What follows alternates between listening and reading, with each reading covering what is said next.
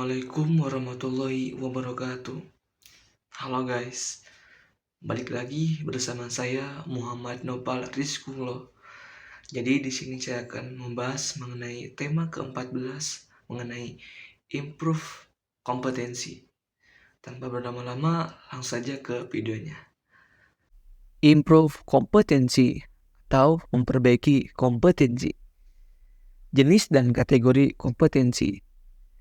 Menurut Michael Armstrong tahun 1994 berpendapat bahwa kompetensi adalah apa yang orang bawa pada suatu pekerjaan dalam bentuk tipe dan tingkat perilaku yang berbeda.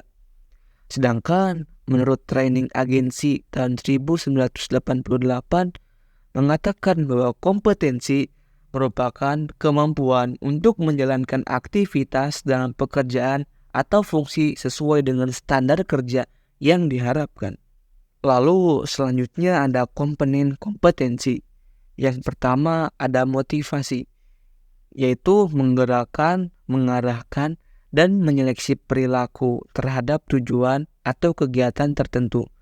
Yang kedua ada traits, yaitu karakteristik fisik dan respon konsisten terhadap berbagai situasi atau informasi.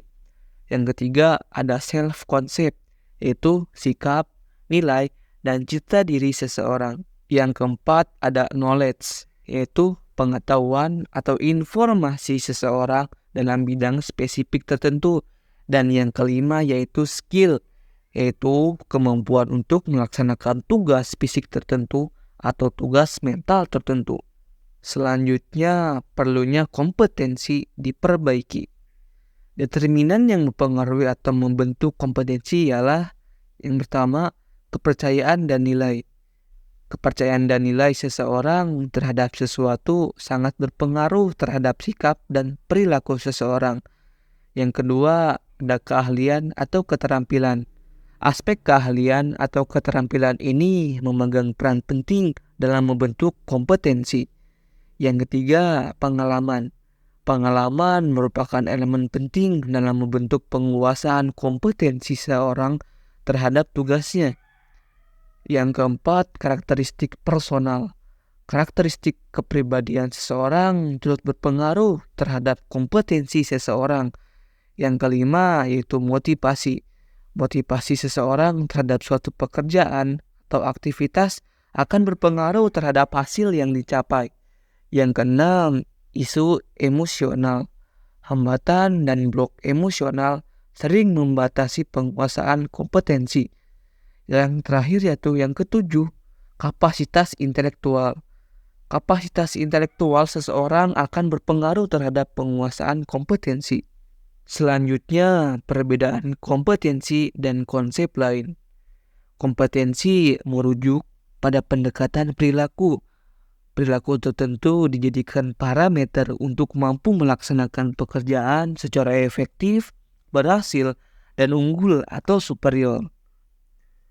Komponen kompetensi terdiri dari dorongan, sifat, citra, diri, peran sosial, dan kemampuan. Menurut Boyadjis tahun 1982. Dalam hal pemahaman kompetensi, perlu dijelaskan pengertian tentang pengetahuan, keterampilan, kemampuan, dan bakat untuk mengetahui sejauh mana perbedaan atau kesamaan dari konsep tersebut. Menurut Spencer tahun 1993.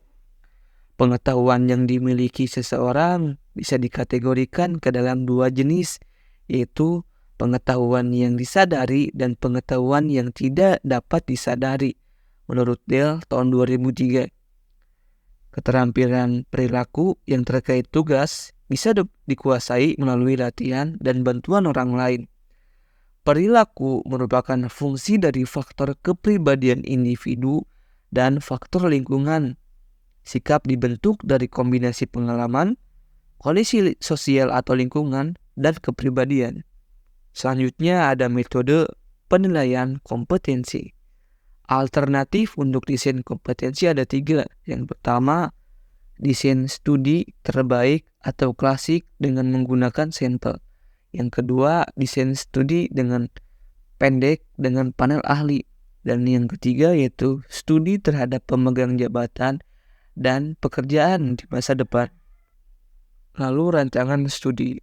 Rancangan studi terbaik model kompetensi dengan menggunakan sampel yang terdiri dari 6 tahap. Menurut Spencer dan Spencer, yang pertama menetapkan kriteria kerja efektif, yang kedua mengidentifikasi kriteria sampel, yang ketiga mengumpulkan data, yang keempat analisis data dan pengembangan model kompetensi, yang kelima validasi model kompetensi, dan yang keenam yaitu mempersiapkan penerapan model kompetensi. Nah, jadi itu pembahasan mengenai improve kompetensi. Sekian pembahasan dari saya. Mohon maaf bila banyak kekurangan dan kesalahan. Terima kasih. Sampai jumpa di next video. Bye-bye.